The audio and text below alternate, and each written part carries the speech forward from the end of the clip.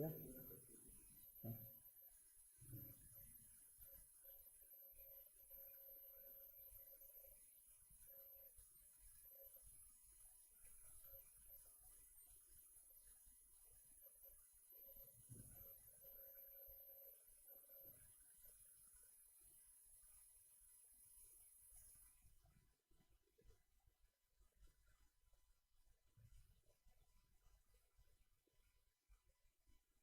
Okay. तो हमने last class में फंक्शन जो टॉपिक है अपना 12th क्लास का मैथमेटिक्स का वो हमने स्टार्ट किया था। तो वही जो हमारा डिस्कशन है उसको आज हम आगे बढ़ाएंगे।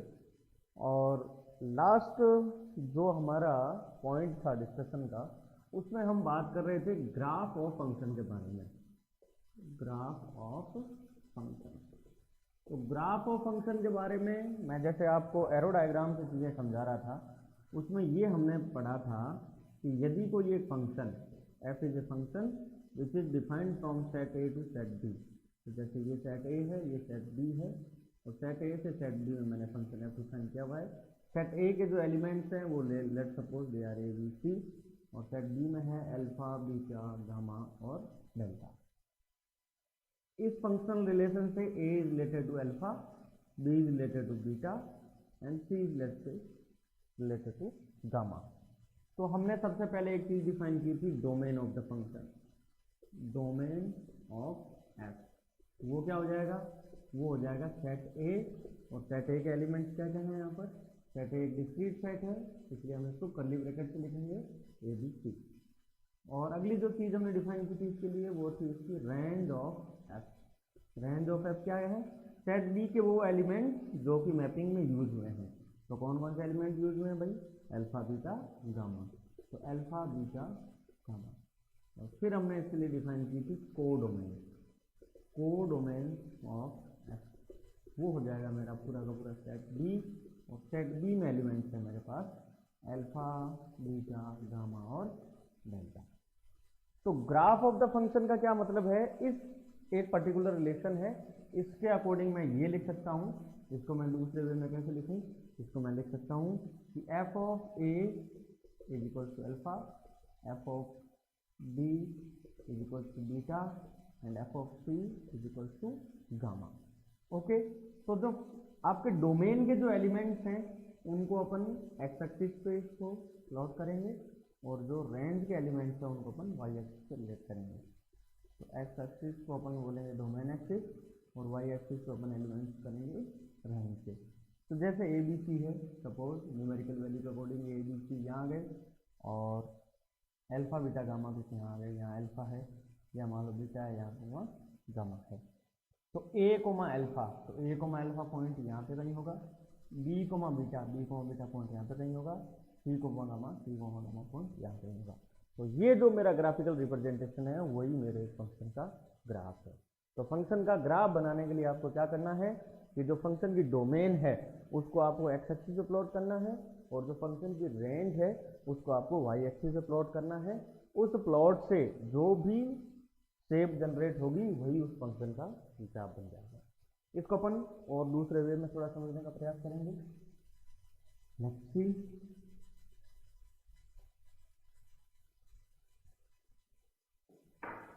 जैसे जनरली अब जो हम जो भी आगे अपन मैथ का पार्ट पढ़ेंगे उसको अपन टू वेरिएबल फंक्शन अपन पढ़ेंगे, तो उसमें टू वेरिएबल्स रहेंगे, टू वेरिएबल।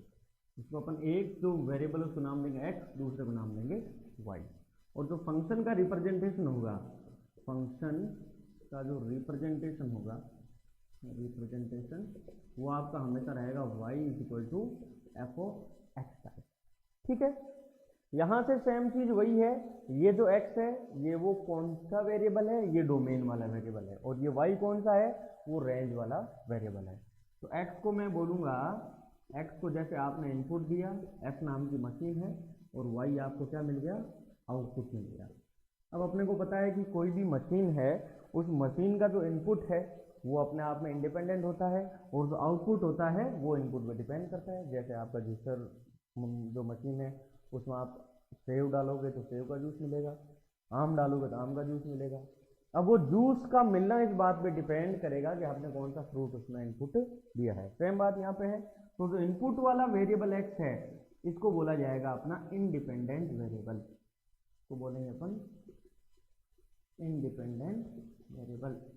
और y जो है इसको नाम दिया गया है मैथमेटिक्स में डिपेंडेंट वेरिएबल। ओके, वेरिएबल दोनों ही हैं, x भी वेरिएबल है y भी वेरिएबल है। x को बोलूँगा मैं इंडिपेंडेंट वेरिएबल और y को बोला जाएगा डिपेंडेंट वेरिएबल। ठीक है, जैसे y बराबर एफ ऑफ एक्स, कैसे, जैसे मैंने कोई भी चीज़ लिखा y बराबर 3x, तो इस 3x को पूरा ना लिख के इस 3x, बिकॉज ये x का एक्सप्रेशन है, इसको अपन मैथमेटिक्स में y बराबर एफ ऑफ एक्स लिख देते हैं। एफ ऑफ एक्स का मतलब है यहाँ पर कोई x का एक्सप्रेशन है, x में कौन सी चीज़ें लिखी हुई है। जैसे आपके सामने लिखा हुआ है y बराबर साइन एक्स प्लस ई की power x plus ln x plus x cube, है ना। ये पूरा सारा ना लिखते अपन मैथमेटिक्स में सिंपली लिख देते हैं इसको y equal to F of X. इसका मतलब x नाम का इनपुट मैं जो जो देता रहूँगा, जो जो y नाम का आउटपुट मुझे मिलता रहेगा। और इस प्रकार का ये एक फंक्शनल रिलेशन है x और y में। x और y दोनों एक दूसरे पर डिपेंड कर रहे हैं, जिसमें x इंडिपेंडेंट वेरिएबल नाम दिया है, y को डिपेंडेंट वेरिएबल नाम दिया है। ठीक है, ओके। तो अब फंक्शन के बारे में दो इंपॉर्टेंट चीज अपन पढ़ेंगे। जो फंक्शन है, फंक्शन की दो इंपॉर्टेंट चीज अपन शुरुआती पोर्शन में पढ़ेंगे। एक तो है उसकी डोमेन और दूसरा है उसका रेंज। डोमेन निकालना कंपैरेटिवली इजी है, रेंज एक अपना किसी भी फंक्शन का रेंज निकालना इससे ट्रिकी पोर्शन है ना। इसको निकालने के लिए आपको बहुत सारी चीज़ों का ध्यान रखना है। और रेंज को पढ़ने से पहले और डोमेन को ही पढ़ने से पहले एक दो चीज़ आपने सबसे काम की है, वो है आपकी types of the function. Types of the function या आपके जो कुछ एलिमेंट्री फंक्शंस हैं, एलिमेंट्री फंक्शंस हैं। एलिमेंट्री फंक्शंस की जो डोमेन है, जो उनकी रेंज है, उनका ग्राफ कैसा होता है और उनके रिलेटेड जो चीज़ें हैं, उनकी मैक्सिमम वैल्यू क्या है, मिनिमम वैल्यू क्या है, वो सब चीज़ें यदि अपने को अच्छे से पता होती है तो हम किसी भी कॉम्प्लेक्स गिवन फंक्शन का डोमेन और रेंज इजीली बता सकते हैं। तो डोमेन और रेंज के टॉपिक में जाने से पहले हम एक चीज़ पढ़ना चाहेंगे, वो है आपका types of the function. Function के टाइप और उन फंक्शन की टाइप में अपने को किन चीज़ों का ध्यान रखना है, उसमें अपन ये ध्यान रखेंगे कि उन जो एलिमेंट्री फंक्शंस जो अपन अभी पढ़ने वाले हैं उनका डोमेन क्या है, रेंज क्या है, उनकी वैल्यू किस प्रकार से डिपेंड हो रही है, कैसे चेंज हो रही है, वो चीज़ें अपन ध्यान रखेंगे। तो आगे जो मोर कॉम्प्लिकेटेड जो फंक्शन की डोमेन और रेंज है वो निकालने में हमें बहुत आसानी रहेगी। तो अभी जो जिस टॉपिक को अपन ले रहे हैं वो है आपका टाइप्स ऑफ द फंक्शन। तो टाइप्स ऑफ फंक्शन, ठीक है। इसमें जो सबसे पहला अपन फंक्शन ले रहे हैं वो है आपका कांस्टेंट फंक्शन। कांस्टेंट फंक्शन कैसे, इसको लिखा कैसे जाता है, इसको रिप्रेजेंट किया जाता है y is equal to F of X is equal to C. C या के कुछ भी लिखा जा सकता है, जहाँ पर सी कोई भी रियल नंबर हो सकता है। क्या मतलब है भाई इसका, इसका मतलब ये है कि आप x का कोई भी वैल्यू रख दो, y का वैल्यू हमेशा सी रहने वाला है। तो इसको यदि मैं ग्राफिकली रिप्रेजेंट करूं तो कैसे रिप्रेजेंट करूंगा, ये x एक्सिस, ये y एक्सिस और ये मेरा कार्टेशियन प्लेन। तो आपको कोई बोले कि इस फंक्शन का डोमेन क्या है, इस फंक्शन का डोमेन क्या है, तो डोमेन क्या है, आप इसमें x की कोई भी वैल्यू डाल सकते हो। x का वैल्यू 1 2 3 5 6 10 -2 -11 0 1/4, तो इसकी जो डोमेन है वो आ गई मेरी R। ओके, इससे आपको कोई बोले कि इस फंक्शन की रेंज क्या है, रेंज मतलब कि वो इनपुट देने के बाद आपको क्या क्या आउटपुट मिल रहे हैं। तो आउटपुट अपने को पता है कि y की वैल्यू हमेशा ही आपको क्या मिलेगी, c ही मिलेगी।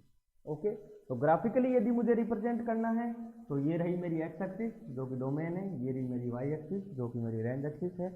तो डोमेन का जो पोर्शन है उसमें तो ये पूरा का पूरा x एक्सिस आपका कवर हो जाएगा, हाँ कि ना, बिल्कुल सही बात है। पूरा का पूरा एक्स एक्सिस में आपका कवर हो जाएगा।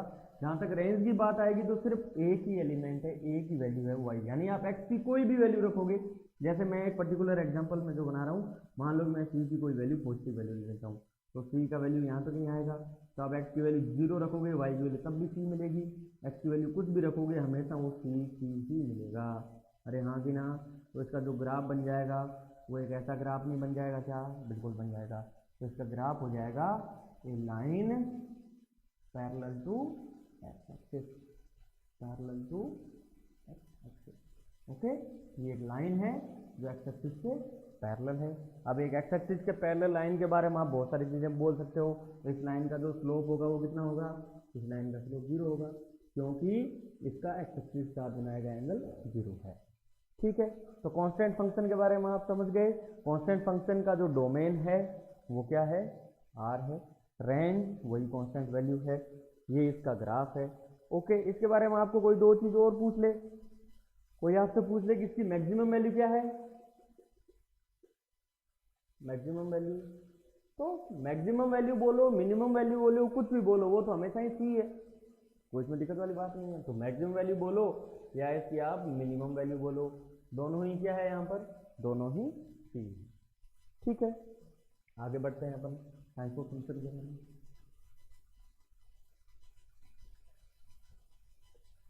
नेक्स्ट जो अपन फंक्शन पढ़ रहे हैं वो है अपना आइडेंटिटी फंक्शन।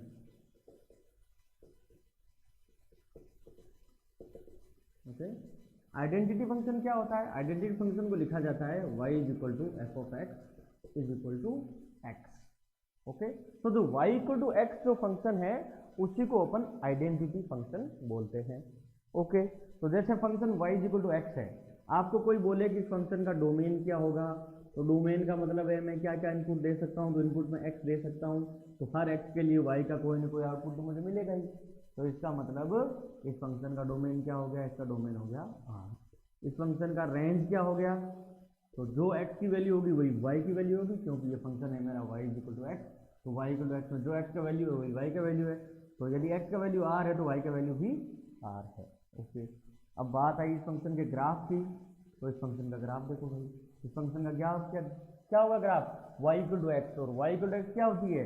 एक स्ट्रेट लाइन होती है जो ओरिजिन से पास हो रही होती है। तो इसका जो ग्राफ है वो कुछ ऐसा हो जाएगा, ये एक स्ट्रेट लाइन होगी जो ओरिजिन से पास होगी, ये y equal to X line है, ये एक्स के साथ एंगल बनाएगी वो 45 डिग्री बनाएगी। ओके, तो ये जो स्ट्रेट लाइन है y इक्वल टू एक्स वो इसका ग्राफ है। ओके, आपको कोई बोले कि इसकी मैक्सिमम वैल्यू क्या है, कि मैक्सिमम वैल्यू क्या है, और आपको कोई बोले कि इसकी मिनिमम वैल्यू क्या है इस फंक्शन की, तो मैक्सिमम वैल्यू क्या है? मैक्सिमम वैल्यू मतलब y की मैक्सिमम वैल्यू क्या है? तो y की मैक्सिमम वैल्यू तो ये तो एक अनबाउंडेड रूप से वैल्यू बढ़ती जा रही है, तो इसकी जो मैक्सिमम वैल्यू है वो एक कोई पॉइंट के बारे में बता पाना पॉसिबल नहीं है, तो उसको अपन बोलेंगे डज नॉट एग्जिस्ट। ये नहीं बोले तो डज नॉट एग्जिस्ट, इसकी कोई मैक्सिमम वैल्यू एग्जिस्ट नहीं कर रही है। मिनिमम वैल्यू भी एग्जिस्ट नहीं कर रही है, क्योंकि ये तो आप बोलने वाले बोलते हैं कि minimum value minus infinity plus infinity, लेकिन माइनस इन्फिनिटी और प्लस इन्फिनिटी दोनों कोई नंबर्स नहीं है, वो तो सिर्फ नोशंस है, आइडियाज है। तो अपन आंसर देते टाइम ये बोलेंगे जिसकी जो मिनिमम वैल्यू है वो भी आपकी डज नॉट एग्जिस्ट है। एक होता है फंक्शन का रूट। रूट का क्या मतलब होता है?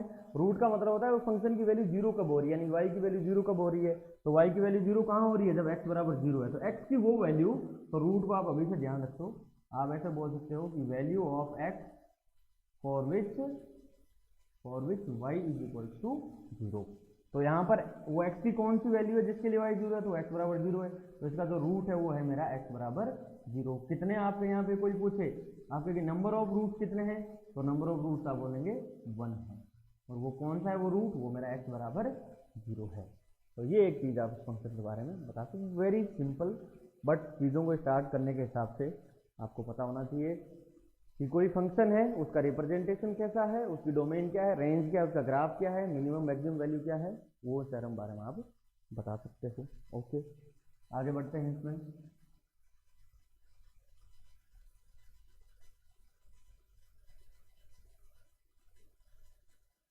आप में से किसी को बीच में कोई भी डाउट आए तो आप कमेंट सेक्शन में पूछ सकते हो।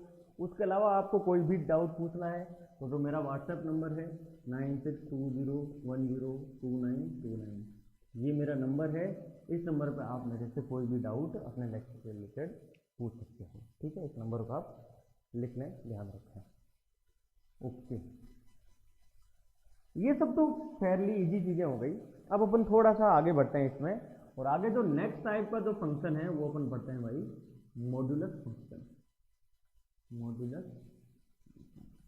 इम्पॉर्टेंट है, बहुत इम्पॉर्टेंट है, इसकी एप्लीकेशन बहुत रहती है। आगे आने वाली जो आपकी मैथमेटिक्स है उसमें भी इस मॉड्यूलस फंक्शन की खूब एप्लीकेशन रहेगी। तो इस मॉड्यूलस फंक्शन को आप अच्छे से समझेंगे। उसको समझने से पहले अपने को ये देखना है कि मॉड्यूलस फंक्शन आखिर आया कहाँ से, क्या इस फंक्शन को डिफाइन करने की रिक्वायरमेंट पड़ गई, कैसे रहा ये सब, है ना। तो उसके लिए आपको कुछ 2-3 छोटे मोटे सवाल हैं जिनके जवाब आपको देने हैं। तो लेट्स सी, आप में से कोई मुझे ये बता सकता है कि जो square root of X square है इसका वैल्यू क्या होगा? Square root of X square, है ना। तो आपके सबके मन में यही आ रहा होगा। ऑब्वियसली मैं जब भी क्लास में पढ़ाता हूँ तो बच्चे यही बोलते हैं, कोई बोलते हैं कि square root of X square की वैल्यू एक्स होगी, और बहुत सारे बच्चे होते हैं जो इसको ये बोलते हैं कि square root of X square है वो मेरा प्लस माइनस एक्स के बराबर होगा। तो देखते हैं कि ये दोनों आंसर सही है कि नहीं है। तो यदि ये इक्वेशन सही है तो मतलब ये एक्स की हर वैल्यू के लिए सेटिस्फाई होनी चाहिए। तो मैंने इसमें रखा एक्स बराबर 5, एक्स बराबर 5 रखा तो ये आ गया 5 का स्क्वायर इज इक्वल टू 5। तो ये आ गया मेरा square root of 25 is equal to 5। तो स्क्वायर रूट ऑफ 25 अपने को पता है 5 ही होता है, तो 5 इज इक्वल टू 5। ये बात बिल्कुल सही है कि एक्स बराबर 5 के लिए ये इक्वेशन सेटिस्फाइड है। ओके, अगला देखें, एक्स बराबर रखा मैंने इसमें जैसे -5, तो -5 रखा तो ये आ गया मेरा -5 का स्क्वायर इज इक्वल टू -5।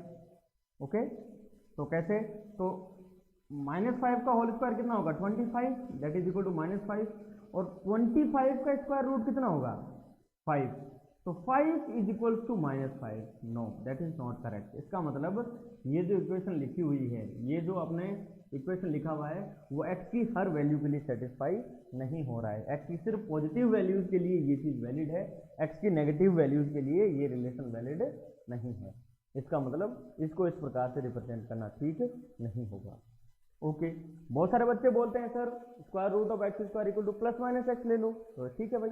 तो मैंने इसमें लिया मान लो एक्स बराबर 5, तो ये आ जाएगा मेरा स्क्वायर रूट ऑफ 5 का square is equal to plus minus 5। तो स्क्वायर रूट ऑफ 5 का स्क्वायर कितना आ गया 25, that is equal to plus minus 5। अब स्क्वायर रूट ऑफ 25 है वो तो प्लस 5 ही होगा, वो -5 तो हो नहीं सकता। तो आपका आ जाएगा 5 is equal to plus minus 5। तो ऐसा भी बोलना मैथमेटिकली सही नहीं है कि 5 का वैल्यू प्लस माइनस 5 के बराबर नहीं बोलते आप, 5 का वैल्यू तो आप 5 के बराबर ही बोलोगे। तो इसका मतलब ये हो गया कि जो square root of X square है उसको एक्स की हर वैल्यू के लिए इक्वल टू एक्स बोलना भी ठीक नहीं है, और उसको प्लस माइनस एक्स बोलना भी ठीक नहीं है। तो फिर आखिर सही क्या है?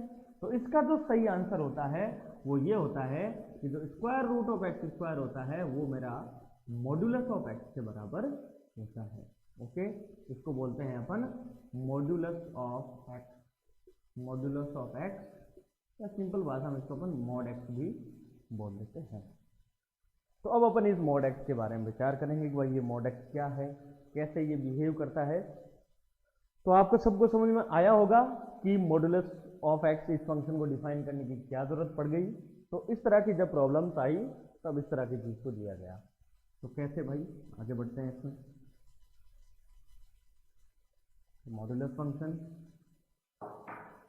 तो अपना डिस्कशन चल रहा है वो यही चल रहा है, मॉड्यूलस फंक्शन। मॉड्यूलस फंक्शन को लिखा जाता है y बराबर एफ ऑफ एक्स, और F of X equal to लिखा जाता है मॉड्यूलस ऑफ एक्स। दो वर्टिकल लाइंस होती है उसके बीच में ये एक्स का एक्सप्रेशन जब भी आपको लिखा मिले तो आप उसको समझेंगे कि ये एक मॉड्यूलस फंक्शन है। ओके, मॉड्यूलस फंक्शन की क्या खासियत है? मॉड्यूलस फंक्शन की ये खासियत है कि modulus x is always greater than और इक्वल टू 0। इसकी वैल्यू हमेशा पॉजिटिव वैल्यू देता है ये, इसका आउटपुट कभी भी नेगेटिव नहीं हो सकता। तो कैसे भाई, जैसे हमेशा इसको पॉजिटिव आउटपुट देना है, जैसे आप लेंगे x आप यहाँ पर x की वैल्यूज लेंगे और आपको बोला जाएगा मॉड x की वैल्यू क्या होगी। जैसे x की वैल्यू ली 5 तो यह आ जाएगा मॉड 5 इक्वल टू भी क्या रहेगा 5। x की वैल्यू ली 0 तो मॉड 0 कितना आ जाएगा 0। x की वैल्यू ली आपने -5 तो मॉडुलस ऑफ -5 भी कितना होता है 5 होता है। ये हर x की नेगेटिव वैल्यू को आउटपुट के रूप में पॉजिटिव बना के आपको देता है। जैसे x की वैल्यू ली आपने 7/8 तो मॉडुलस ऑफ 7/8 क्या आएगा, वो भी आपका 7/8 ही आ जाएगा। आपने लिया x बराबर e तो मॉडुलस ऑफ e कितना आ जाएगा, वो भी e आ जाएगा। आपने लिया x बराबर -पाई तो मॉडुलस ऑफ -पाई कितना आ जाएगा, वो भी आपका पाई ही आ जाएगा, है ना। पाई और ई आपको पता है ये इरेशनल नंबर्स होते हैं। तो मॉडुलस जो x है इसका बिहेवियर कुछ ऐसा होता है कि इसमें आप कोई भी वैल्यू इनपुट में देंगे तो उसका वो हमेशा एक पॉजिटिव आउटपुट आपको बाहर देता है। ठीक है, अब इसको डेफिनेशन वाइज कैसे लिखेंगे, तो x का यदि आपने एक पॉजिटिव आउटपुट दिया है तो जो आप x का यदि आपने एक पॉजिटिव इनपुट दिया है तो जो आपने इनपुट दिया है वो का वो आपको आउटपुट मिल गया। यानी x की वैल्यू यदि पॉजिटिव है तब तो ये y इक्वल टू एक्स की तरह बिहेव कर रहा है, हाँ कि ना। y इक्वल टू एक्स की तरह बिहेव करने का क्या मतलब हुआ, आप सुनिएगा यहाँ कंडीशन क्या है कि यदि x की वैल्यू पॉजिटिव है तो जो आप x की वैल्यू दे रहे हो वही आपको y की वैल्यू मिल रही है, हाँ कि ना, बिल्कुल सही बात। ओके, यदि आप x की कोई नेगेटिव वैल्यू दे रहे हो, x की आप जैसे -5 दिया -5 दिया तो आप यदि नेगेटिव वैल्यू दे रहे हो तो उसका पॉजिटिव पार्ट आपको आउटपुट के रूप में दे रहा है। -5 दिया तो वैल्यू आपको 5 दे दिया, यदि आपने -पाई दिया तो वैल्यू आपको पाई आउटपुट के फॉर्म में आपको दे रहा है। इसका मतलब क्या हुआ, इसका मतलब ये होगा यदि x की वैल्यू नेगेटिव है, यदि आपका इनपुट नेगेटिव है तो ये बिहेव कर रहा है y इक्वल टू -x की तरह, हाँ कि ना। कैसे -x की तरह बिहेव करने का क्या मतलब हुआ, जैसे आपको बोला कि y is equal to X if x is positive, यानी आपने x पॉजिटिव दिया तो y बराबर x की तरह बिहेव कर रहा है। और ये हो जाएगा y equal to -x if x is negative. जैसे आपने दिया x की वैल्यू -5 तो ये आपने x का वैल्यू -5 रखा तो माइनस हो गया आपका ये प्लस हो गया। तो इस फंक्शन का जो बिहेवियर है वो दो स्ट्रेट लाइन फंक्शन के फॉर्म का बिहेवियर है। एक तो y इक्वल टू एक्स का बिहेवियर भी ये शो कर रहा है और y is equal to -x का बिहेवियर भी ये शो कर रहा है। तो इसका मतलब ये हुआ कि यदि मुझे इस फंक्शन को लिखना है तो मैं कैसे लिखूंगा भाई, तो लिखा जाता है y is equal to F of X is equal to modulus of x.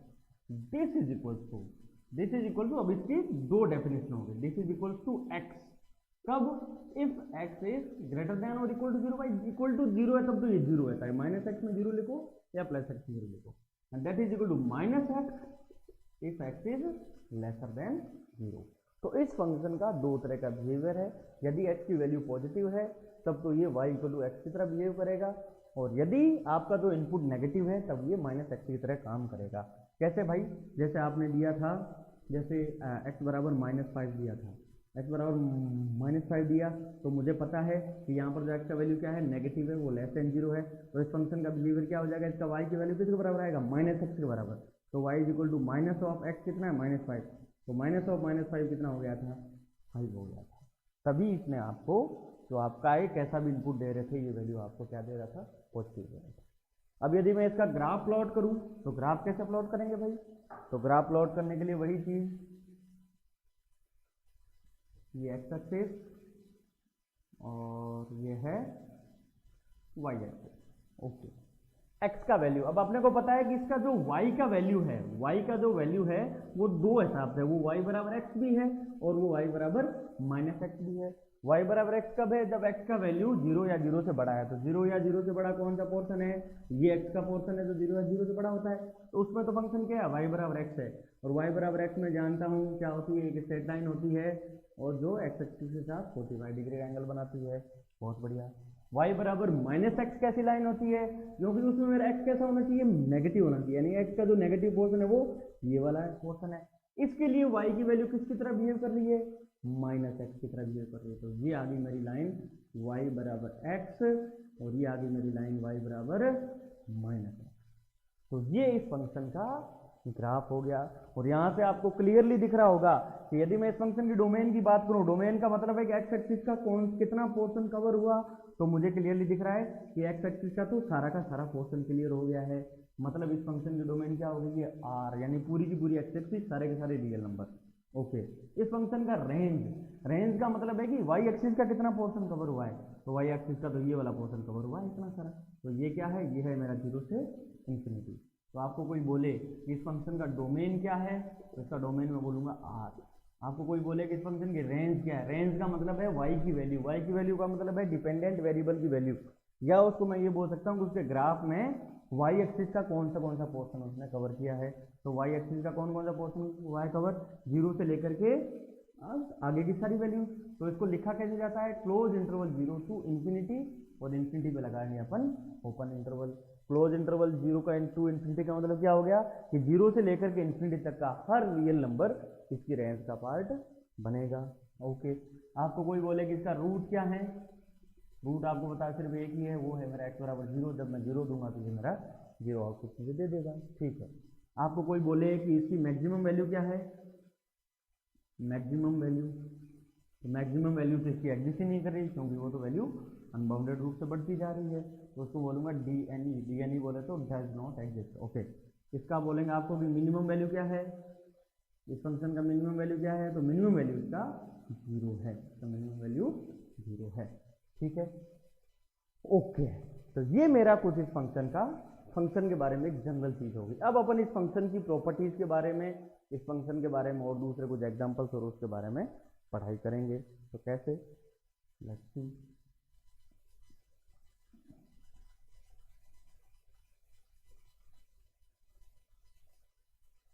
तो एक दो चीज है इसके बारे में जो आपको ध्यान रखनी है, कि जैसे मेरे पास फंक्शन है, मैं बात कर रहा हूँ y बराबर मॉडुलस एक्स फंक्शन की। ठीक है, ओके, यदि मैं इसका इनपुट दिए जा रहा हूँ, यदि इसका मैं इनपुट दे रहा हूँ, ये क्या इनपुट दे रहा हूँ, ये x बराबर 0 है, ये मुझे पता है कहीं 1 होता है, ये 2 होता है, ये 3 है, ये कहीं -1 है, ये -2 है, ये इधर बढ़ते जा रहा है, ये इधर बढ़ते जा रहा है। ठीक है, अब ये है मेरा x का वैल्यू, यानी ये मेरा क्या है, ये मेरा इनपुट है।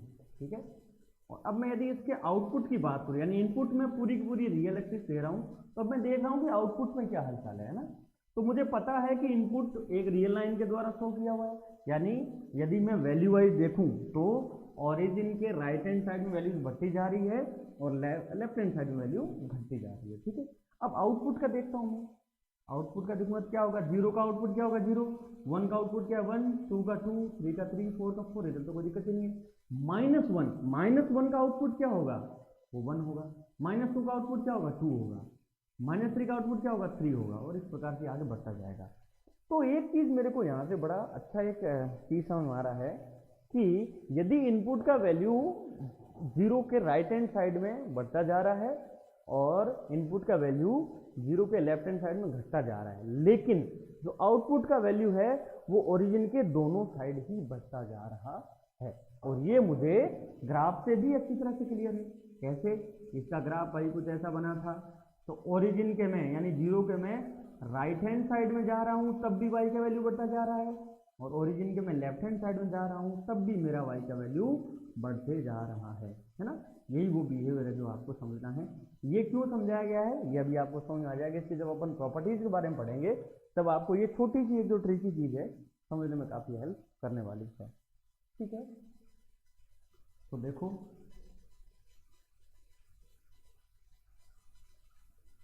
अब आप एक दो एग्जांपल मुझे आप करके दिखो।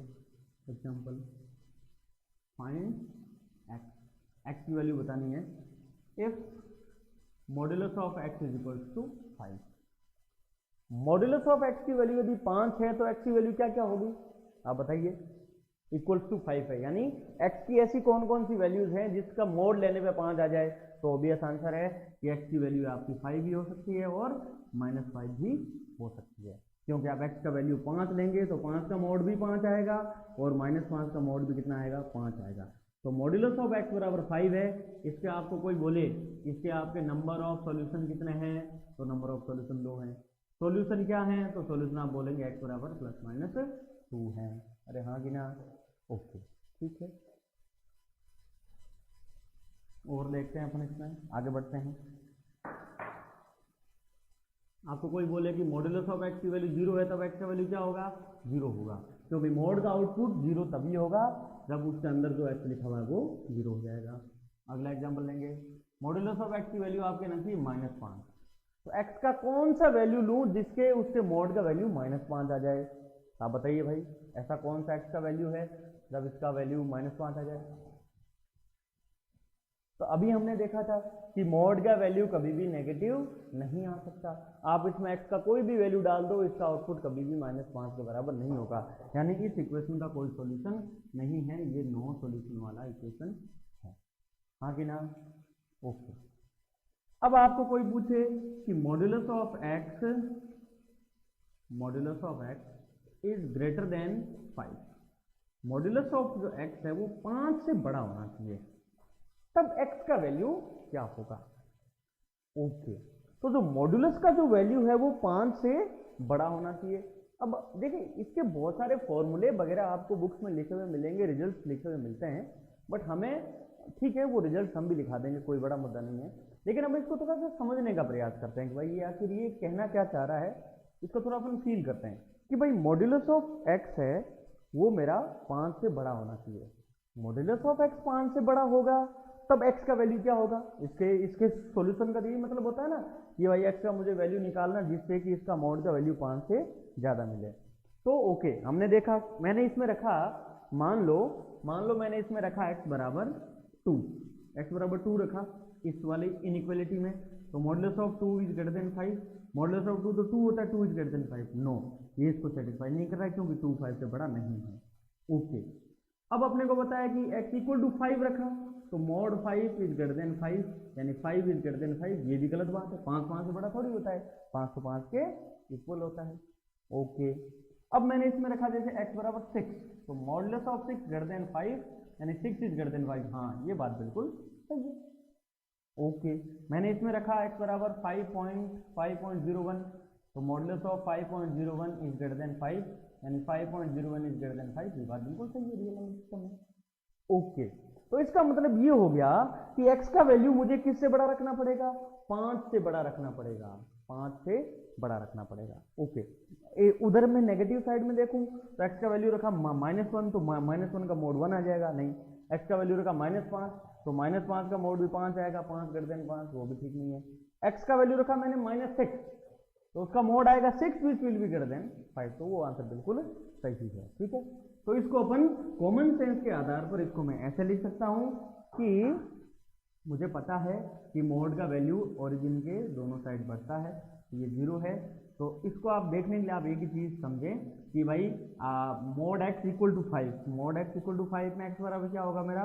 ±5, तो ये रहा मेरा x बराबर 5, तो ये रहा मेरा x बराबर -5, 5 पर तो 0 हो रहा है, तो ये इसको इक्वल टू, इसमें इक्वलिटी का चिन्ह तो है नहीं, तो x का वैल्यू एक तो मुझे 5 से बड़ा रखना पड़ेगा, तो 5 से बड़ा रखना पड़ेगा, उसको रिप्रेजेंट कैसे करते हैं ये सब आपने 11th क्लास में पढ़ रखा है, तो 5 को इंक्लूड नहीं करना है, इसलिए अपन यहाँ पर एक ओपन होल बना देते हैं और इसका आगे का पूरा पोर्शन ले लेते हैं। ओके, -5 से छोटा वैल्यू लेना है, तो ये मुझे -5 से छोटा वैल्यू लेना है। ओके, यानी ये सारा x का वैल्यू मैं ले सकता हूँ, 20 का मैं कोई भी वैल्यू लूंगा वो इस इनइक्वालिटी को सेटिस्फाई नहीं करेगा, तो इसको मैं लिखूंगा कैसे? इसको लिखूंगा मैं x बिलोंग्स टू -∞ से -5 ओपन इंटरवल, क्योंकि मुझे -5 को इंक्लूड नहीं करना, यूनियन 5 से ∞, इसको इस प्रकार से लिखा जाएगा।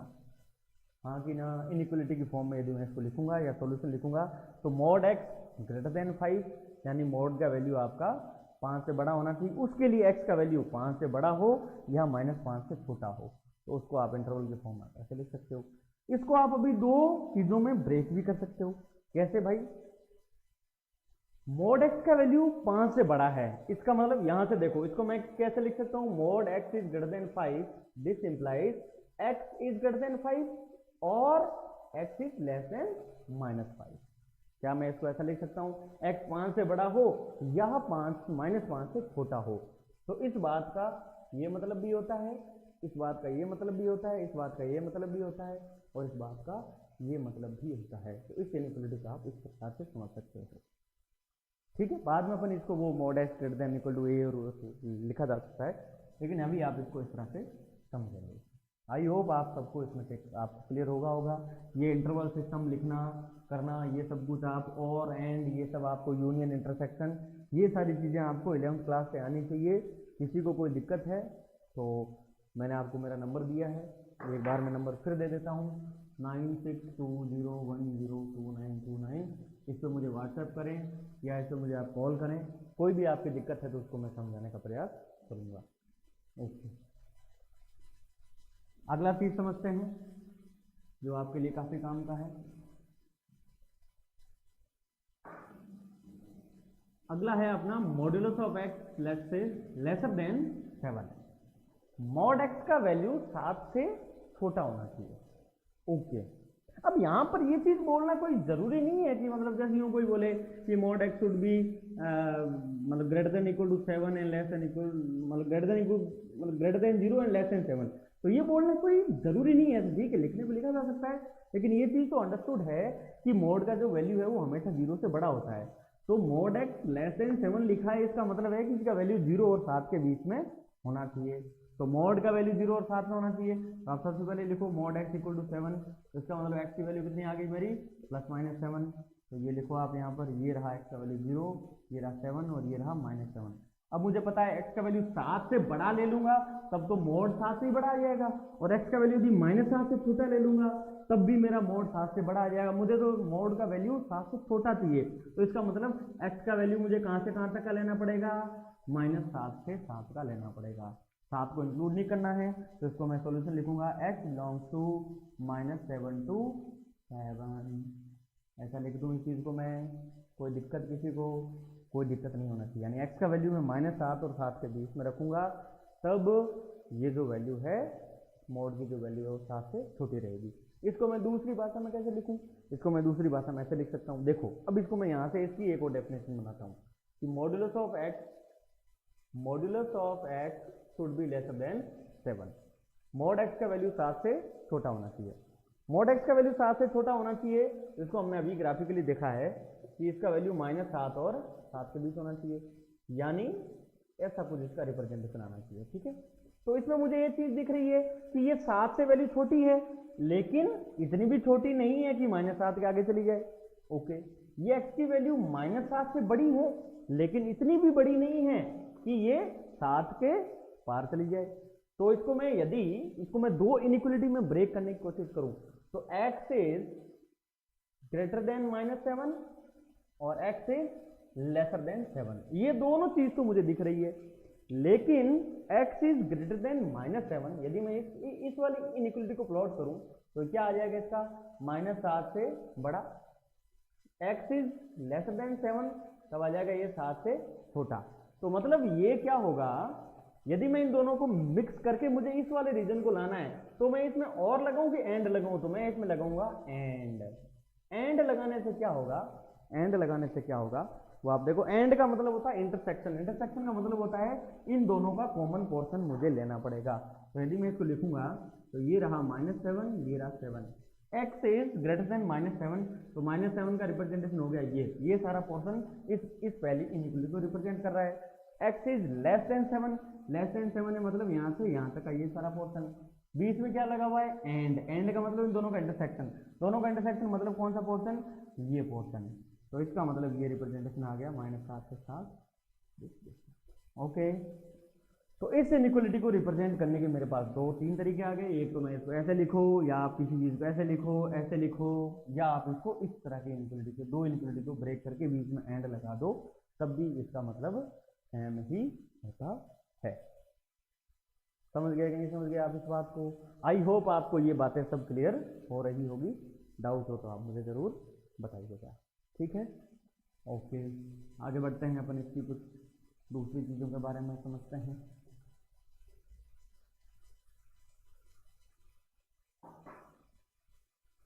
नेक्स्ट एग्जांपल है, आपको कोई बोले कि modulus of X is greater then -5, ये आपको कुछ बोले और आपको बोले कि इसका सॉल्यूशन क्या होगा, mod x is greater then -5। तो mod x is greater then 5 मुझे पता है कि मॉड एक्स में आप एक्स का कोई भी वैल्यू दो वो हमेशा 0 या 0 से बड़ा आउटपुट देगा। अब जो आउटपुट 0 या 0 से बड़ा है वो बाय डिफॉल्ट -5 से बड़ा तो है ही, तो ये स्टेटमेंट तो हमेशा ट्रू है भाई। आप इसमें x का कोई भी वैल्यू डाल दो, x का वैल्यू 0 डाल दो, तब भी ये स्टेटमेंट वैलिड है। x का वैल्यू आप -50 डाल दो, क्योंकि मॉड -50 कितना हो जाएगा, 50 हो जाएगा, और 50 की वैल्यू -5 से बड़ी होनी है, तो ये स्टेटमेंट तो हमेशा ट्रू है। तो इसका मतलब इसका सोल्यूशन क्या आ गया, इसका सोल्यूशन आ गया x बिलोंग्स टू r, यानी x की वैल्यू रियल नंबर हो सकती है। ठीक है, यही स्टेटमेंट आपके सामने लिखा होता कि modulus of x is lesser then -5, इसका आपको सॉल्यूशन बताना हो कि मॉडुलस x इज -5 से छोटा हो, तो -5 मैंने फिर मोड से पूछा कि भाई मॉडुलस की वैल्यू तो हमेशा 0 या 0 से बड़ी होती है, तो वो -5 से छोटी होने का तो कोई मतलब ही नहीं है। इसका मतलब इसका आ जाएगा नो सॉल्यूशन। नो सॉल्यूशन को आप बहुत सारे बच्चे इसको ना x बराबर 0 लिखते हैं, नहीं ये नो सॉल्यूशन का लिखने का तरीका ही है। इसका मतलब हो गया कि 0 इसको सेटिस्फाई कर गया, 0 इसको सेटिस्फाई थोड़ी कर रहा है, तो इसको ऐसे लिखना गलत है। तो अपन कैसे लिखेंगे, तो लिखेंगे अपन x इज इक्वल टू 5 लिख सकते हैं, या x बिलोंग्स टू 5 लिख सकते हैं। ठीक है, ये 5 लिखना और 0 लिखना है। 5 का मतलब है 5 किसको रिप्रेजेंट करता है, 5 रिप्रेजेंट करता है नल सेट को। नल सेट का मतलब क्या है, उसमें कोई एलिमेंट नहीं है, कोई एलिमेंट नहीं है मतलब x का कोई वैल्यू नहीं है, कोई वैल्यू नहीं है मतलब इस इक्वेशन का कोई सॉल्यूशन नहीं है। समझ गया कि नहीं समझ गया इस बात को? ओके, तो ये छोटे मोटे कुछ सवाल वगैरह हैं, वो आप लोग सब समझ सकते हो। ये तो हमने x के कुछ सिंपल से जो वेरिएबल्स वगैरह हैं लेकर के देखे हैं। तो मैं हमारे कंप्यूटर ऑपरेटर साहब से पूछूंगा कि कितना टाइम हो गया है। सर कितना टाइम हो गया है? 40 मिनट्स हो गया है। तो ठीक है बच्चों, मॉडुलस फंक्शन के बारे में आज का हमारा जो ये डिस्कशन था वो सिंपल डिस्कशन है। कल का जो क्लास रहेगा अपना, इसमें अपन मॉडुलस फंक्शन के कुछ एग्जाम्पल मैं आप लोगों को देके जा रहा हूँ एज ए होमवर्क। आप लोगों को मुझे बताना है कि आप कैसे कैसे इनको सॉल्व कर सकते हो। जैसे modulus of x - 1 is less than 5, find x। तो आप मुझे x बता देना है पहला। दूसरा, यदि आपने मॉडुलस इनइक्वालिटीज वगैरह पढ़ रखी है तो आप इसका सोल्यूशन देंगे मुझे। x - 1 अपॉन x - 5 का मॉडुलस इज ग्रेटर देन -8। हाँ, तो क्या होगा x का सॉल्यूशन, बताएंगे आप मुझे इस इनइक्वालिटी का solution. Question number 3, x - 1 upon x - 5 का मॉडुलस, इसी को मैं थोड़ा मॉडिफाई कर लेता हूँ, लेस देन 0 में क्या होगा आप मुझे बताइएगा। और नेक्स्ट है आपका modulus of x - 1 plus modulus of x - 2 greater than equal to 5। इनको आप सॉल्व करके लाना। ये आपके होमवर्क के लिए क्वेश्चंस हैं, जिनमें जो ये क्वेश्चंस अभी कौन बच्चे, ये आप सारे, ये जो क्वेश्चंस है वो आप सारे बच्चे इसको अटेम्प्ट कर सकते हो जो 11th पास हैं वो भी, क्योंकि आपने ये सारा का सारा पोर्शन इनइक्वालिटीज में पढ़ रखा है। और जो 12th पास बच्चा है उसको तो करना ही है, उसने सब कुछ ही पढ़ रखा है ना। तो जो टारगेट का बच्चा है, तो ये सारे आप क्वेश्चन अटेम्प्ट करना। इनके सॉल्यूशन आप मुझे व्हाट्सएप नंबर है मेरा 9620102929, इस पर आप मुझे मैसेज करना, और या फिर नीचे जो अपना कमेंट सेक्शन है उसमें इसके सॉल्यूशन आप पोस्ट करना, इनके आंसर पोस्ट करना। ठीक है, थैंक यू, मिलते हैं कल।